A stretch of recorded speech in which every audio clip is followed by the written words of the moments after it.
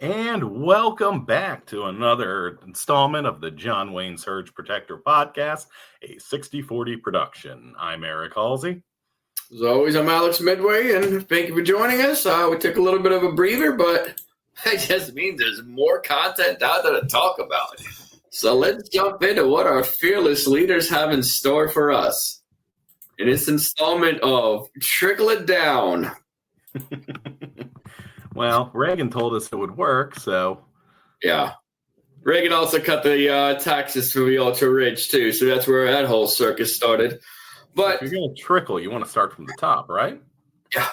I mean, S rolls downhill. That's what they say. And money should, too, because gravity and stuff. I don't know. Do we still believe in science, or do we move past that point? Oh, the Bible hates science. We're over it. Stupid nerds. Bunch of DEI hires.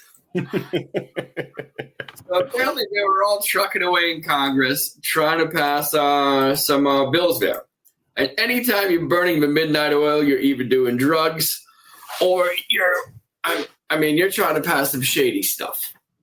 And sure enough, apparently Republicans were out there, they're trying to push a few things out. Democrats are like, hey, man, I was like, how about we give tax cuts to people making under $400K? Can you guess what they said? They probably said, yeah, because that would build to a stronger economy, right? Wrong. You, sir, have not been paying attention. That is a big no-no. So the Democrats are like, you know what, man? How about people making under $1 million? We'll keep it somewhat rich. You know what? That's a pretty good number. What do you think the answer to that one? I mean, they have to take that. I mean, that's reasonable. Reasonable is not the name of this game, buddy. You know what? Let's just for fun, let's make it $100 million. Your common median household income in America, apparently. Let's not do any let's give some tax cuts to these people and just, keep it nice. What do you think they said? Well, they had to say yes. I mean, it's $100 million. I mean, truthfully, it's kind of a unfathomable amount of money. It's what the common man makes in this country, apparently, and nope, we're still raising taxes. Oh, they didn't bite on $100 million? Well, they also didn't bite on $1 billion because that was the next number tossed out, and that was also what we're going to get into today. That's a niche. That's a niche. So if you're making under $1 billion, that's still not rich enough to award a tax cut to. No. This stuff's going up. You are now considered poor. Well, I started poor, so I mean now. Yikes. So that's what was going on down there, and then we should always. Let's see what Trump's latest hits are. I think he's been $1 billion is still too poor for their tax cut. Yeah, the bar's been raised. You can either complain about it or start making a billy. Let me know that we've busted up all those unions and stuff. I'm sure all their normal voters are just reaping the benefits. They all have to be making over $1 billion a year, right? Yeah. Common man. Yikes. Yeah, there's a lot of people having a little bit of buyer's remorse on this whole election, and I'm here for it. Like, they literally told you what they were going to do, and you're like, no, man, I'm cool. It's like we have a lady's like, I'm going to vote for Donald Trump, and then after the election, they're like, he told me he's not coming after me. I'm like, definitely a lot of things, baby. No, it's... I feel zero remorse for these people. Yeah, not a single one. The police union, who's madly surprised that one of the first things was letting a lot of people who bashed their little brethren over their heads with American flags on January 6th out of jail and referring to them as patriots. Didn't see that one coming, said no one. Yeah, I did see the biggest police union was like, Gotta tell you, this is disheartening, and we can't support this anymore. I'm like, well, they definitely said day one we're pardoning all of these people. Like you know that you saw it. So they launched a freaking book. They had a whole manual. Like, this is what we're going to do. We're going to shut this whole thing down. Like, no, that can't be true. Like, when people tell you who they are, just listen. It's not that complicated, man. Oh, well, aside from buyer's remorse, I'm sure there's some good things that'll happen from letting these January 6ers out. I mean, they were just patriots, right? They're just God-fearing Americans exercising their rights. So I'm sure they're all just prospering now. Well, a couple of them went back to jail. One guy, which was one of the funniest ones I ever heard about. So the FBI's out there. They're looking into this guy's stuff. So they get a warrant to search his place. And in the process of uncovering stuff that incriminates him of going into the Capitol, they also find, and this is clearly a first for any far-right person, kiddie porn. Huh. The guy's, he's essentially a Rhodes Scholar in the law industry. And he's like, listen, man. He's like, I got a pardon. That should also pardon me from the kid touching photos. Needless to say, that was not a very strong argument in court, but it was definitely presented as a viable option. Well, it's good to see the FBI is hard at work. Yeah. Under a new leadership, which we'll get into later in the show. Obviously, it's nothing but smooth sailing ahead. But I think before we get into that, I think we should talk about the new king and the wheels and deals that are being done right now. Yeah, I do like how he what he tweet out, the king is back, or long live the king. Just no, it's long live the king. And what's it? The other day, I'm walking around and I see somebody wearing a We the People shirt. And I start thinking to myself, I'm like, well, you're wearing a We the People shirt. Like, I clearly have a 99% chance you voted for Trump. The same guy who's declared himself a king. And you're like, yeah, I'm going to wear a Constitution. And I'm going to vote for the guy who we literally had a war about that ended with a Constitution being written. I find that supremely ironic. No, I don't. I find it just really dumb. This is idiocracy playing out. And you know what? We're all guilty. We're all guilty. Now, some more guilty than others. But, we all own Crocs. So are we? Who wants to blame? It should be the teachers, because clearly our education system is failing everyone, and that's why we need school vouchers. Well, I don't think they're so much failing as they're so focused on grooming and transitioning our kids against their will. Yes. With all their vast resources and unlimited funds. You can't get an Advil at school, but they will definitely chop off your genitals and send you home as a girl, because that's 100% true. Y'all ever go to a nurse's office, like you'll barely get a Band-Aid and get kicked out of there. Like, they're not doing gender reassignments during study hall. Yeah. I want to say my 8th grade nurse definitely told me to rub dirt on it at some point. I'm looking back, she was clearly just drinking through the day. Yeah. Like cigarettes, like whatever. You stupid idiot. Weren't these in MREs in World War II? Shut up and smoke. Don't like it in Maine, just light up. Yeah. Maybe sit over there and shut up for a while.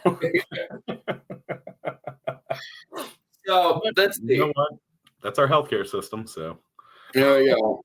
Someone else who's got a better healthcare system is Seneca, Canada, and one of the hot topics right now is the wars, pretty much the tariffs that are going on, and the trade deals. Apparently, according to our king, these are horrible trade deals. They are trash trade deals, and they never should have been signed. I mean, any if you really look at it, they are. What did he say? They are clearly taking advantage of us, and he doesn't even blame other countries. Mm-hmm. He blames the idiot who agreed to these terms in the first place. Yeah, and sorry. As you people might imagine right now, there is a plot twist coming. The Biden crime family. Yeah. Oh, hold on. Yeah, here's a picture of Donald J. Trump signing that agreement. Then they have him with his eating grin, just holding it to the camera. I'd be like, This is awesome. I'm a genius. Yeah. So the same guy who we signed these wonderful trade deals is now saying they were worst. And that is it's, and the funniest part is, granted, it was a couple weeks ago, which is lifetimes in Trumpsville that we live now. When they first started threatening Canada with the tariffs, he said all those mean things about our guy Trudeau. He just took it on the chin and was like, okay, we'll tariff you back.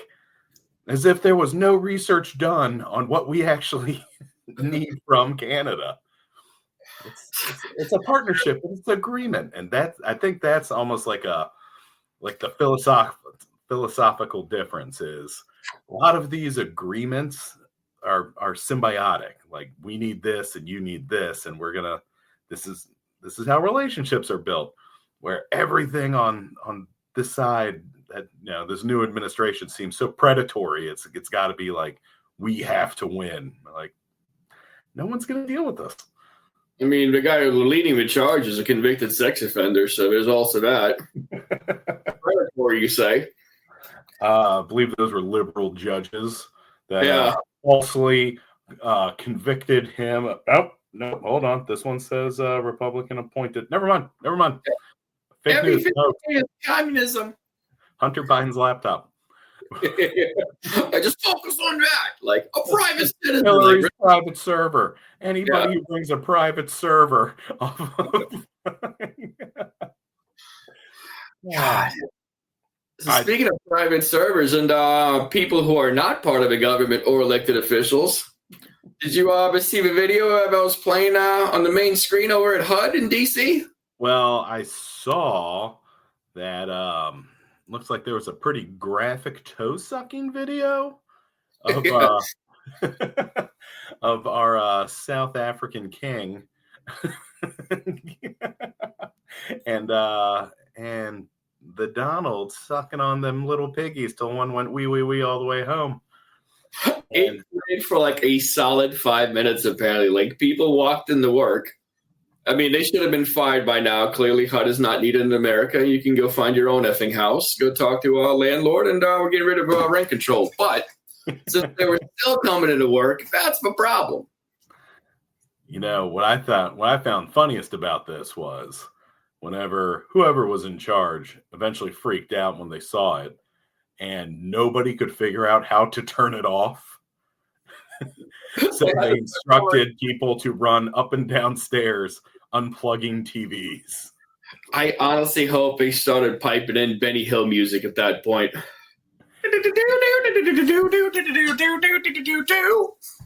I imagine that guy, whoever that was, that man, I'm assuming it's a man, no more DEI.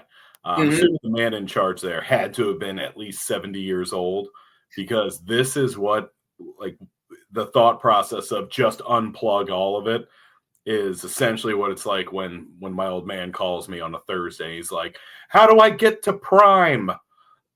The Bengals are playing. Like, did you try turning it off and then back on again, sir? Yeah. Like, hey, did you try yelling at it? Yeah. Alexa, record. Yeah. Not letting listening device in my home. So I think we got another banger on here. It's Trump's greatest hits. Did you see the whole thing where he's having a little town hall with the governors? You mean specifically the one from Maine? She was one of the people raised up there. So he's out there talking about the whole thing about transgender. Just whatever. We're not even going to get into that one right now. And he's like, I think Maine's the only one who hasn't complied yet. And she comes out, this wonderful lady, and this is absolutely no sarcasm, legit. Melissa Moulton is Melissa Moulton is not awesome. Janet Mills is awesome. We'll get into Melissa in a second. She's a rocks, Melissa. Yeah, another Rhodes Scholar. So Janet over, she comes out And she's like, we'll comply with the federal rules. And he's like, we all have the federal rules. Like, essentially the same thing Judge Dredd used to say, I am the law. I am the law. Yeah. He came out and she's like, cool, whatever. He's like, we'll see you in court. So he's like, we're going to cut your funding. So she's like, cool. If you guys cut our funding, we're just going to go ahead and stop paying federal taxes. So, I mean, that's how you actually like fight back against something. I've seen like the Democratic Party, and like when Trump won, they came out and they would just do dances. Like Chuck Schumer was out there like fist in the air, like, we're going to fight and we're going to win. Like, stop it. This isn't a high school pep rally. Like, the dude's breaking down the walls of his freaking beautiful republic. Like, come on, man. But, yeah, the way that she did it, kudos to Janet Mills.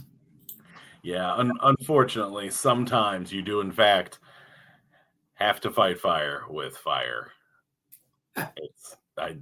Unfortunately, Kamala, who I love, Kamala doing a TikTok dance isn't going to stop Trump, and the world's richest man, from just absolutely ruining this country. On the bright side, though, it seems like certain missteps are taken by both sides. And this is where our girl Melissa Moulton comes in. Melissa's a Maine resident. And Melissa, she is not happy about her governor. She's like, mad broad. She needs to shut down and kiss that ring. So she started a petition on change.org. And so far, she has about 12,000 other real strong patriots to initiate a recall of the actual governor. Except there's one small problem with that one. Do you know what that is? Is the problem? Nah, I got nothing. No, what's the problem with it? That should be a small one. Maine doesn't have that process. You really can't. Like what she's asking to do, Maine doesn't do that one. So her and 12,000 other people signed that whole thing, and they didn't even know what it does. Well, which is kind of par for the course. Are you saying that like there may be some kind of issue with us not being a democracy but a constitutional republic and states' rights? Is that an issue now? Well, it's an issue when it interferes with a grand plan. That's when we should take away state rights. Got it. Okay. I thought when you made blanket statements about states' rights, it just it's kind of a pick and choose thing. Yeah. If it serves the other side, we don't do that. If it serves our cause, then that's an akya. Oh, okay. So when it comes to constitutional republic, we're using Bible rules. Mm-hmm. Yeah, we're only using it if it benefits me, but other than that, we can discard the rest. Got it. Well, we're trying to get rid of a constitution. Good thing I paid $60 for this this red, white, and blue book. Yeah. Well, you should get the updated Lee Greenwood one. That's got the little Constitution in it, but mostly it's the Bible, and that's where we're transitioning. Oh. We're having constitutional reassignment surgery. Oh. Yeah, we don't have time for it today, but can't wait to talk about that fun word transition with you on our next episode. That's gonna be a banger. So one thing we're going to be debuting today, debuting. How do you? Am I saying that one right? Debuting. Got me. Smart one of the crew. Yeah, we're not Rhodes Scholars here. Come on, you're not tuning in here because this is on NPR. So one of the things we're doing here is we're doing shtick, and our shtick is going to be Nish or Akya. For all you people who watch a little bit of Bruno, you know that's Nish is a no-no, and Akya is, well, Akya. It's good. So as we start getting rid of all the DEI hires, which are essentially... That's a Nish. And start bringing in the real qualified people. Akya. We're going to go over them and build up your confidence in what's going on in this country. So let's do it. All right. Well, I'll start with our first Nish. And that is, what is this loser DEI garbage? Out of here. Air Force General C.Q. Brown. Oh, never mind. 4 stars. No, maybe this guy was okay at his job. But unfortunately, he is Nish. He's being replaced, and if I understand it correctly, after the number 4 comes the number 3. Our boy, Lieutenant General Dan Raising Cane. So anytime, from my time in the military, usually the more stars you had, the better off you were. It was kind of like being my little general was a little ditty they taught us. Brigadier, major, lieutenant, and then you have an actual general, which is a 4-star. So we went from a 4-star to a 3-star, and there's one drastic difference between the two of them. Yeah, and you know what it is? One of them doesn't have a chain of chicken restaurants named after him. One of them was also on active duty, and our boy Raising Cane was brought back into active duty out of retirement. I'm guessing that has something to do with the chicken markets. And one funny thing, like I didn't really look into General Brown, but as far as like the little nicknames there, like Raising Cane, that makes you think of a chicken place. CQ Brown, CQ is actually a little acronym for close quarters. It's CQB. It's the stuff you do when you clear houses. So if this guy was named after just being really good at clearing houses and he got replaced by a guy who runs a chicken shop, that's going to be quite interesting. That's not a step in the right direction. I personally consider that. That's a niche. But apparently the government does not. But on the bright side, you know what? We're shaking it up in the FBI too. Also, because fact checking is now for losers and nerds and basically outlawed. I do have to tell you, I'm not sure if General Dan Raising Cane has any affiliation with the chicken restaurant, but I'm going to go with they are, unless Raising Cane reaches out, in which case this will be another niche. Yeah, Raising Cane can get in line right behind Costco. Everybody's money, man. All right. Another niche. Christopher Wray, who is the guy who essentially was the director of the FBI. There's one intern, one in between, but Christopher Wray was in there. And he's also a newcomer. Back in 2003, which is, 5-6 days ago, George W. he nominated him to be the Assistant Attorney General in charge of a criminal division of a Justice Department. So he's been in there for a while, but you know what? It's your job. You don't want your actual person above you to be there a very long time. You don't want them to actually know the job. You don't want them to get comfortable. You want to get rid of them. Just think about your workplace. Wouldn't everything move so much better if the people in charge were just brand new and had no idea what's happening? Every single time. That's why most jobs look to create more turnover. You never want to promote from within. You never want to actually just promote even. You just want to keep dumping people and put somebody brand new in there. It's always cheaper to find new talent and hires than to keep the existing ones. Always. I read that somewhere. Yeah, you got to work about the synergy and think outside the box. And as long as you can say that in a staff meeting, I think you're bringing some good vibes to it. And I think the guy who made it in, Cash Patel, baby, doesn't even spell his name with a C. You spell Cash with a C. He spelled it with a K. Yeah. Definitely nothing DEI about this. Clearly, he's actually, I'm not going to lie, he does have a couple stats. He does seem like he's at least been in the field a while. He's doing well. But more importantly, and the reason I think he got this job, did you know he has his own branded merchandise? Oh, do tell. Are they Bible? Is he competing in the same market as the I'm not seeing anything on Bibles here yet, but the day is young. Okay. And frankly, this guy seems like a little bit of a go-getter. But yes, I'm sure there's a website on here that we will not promote where you can buy his K $H logo on a t-shirt.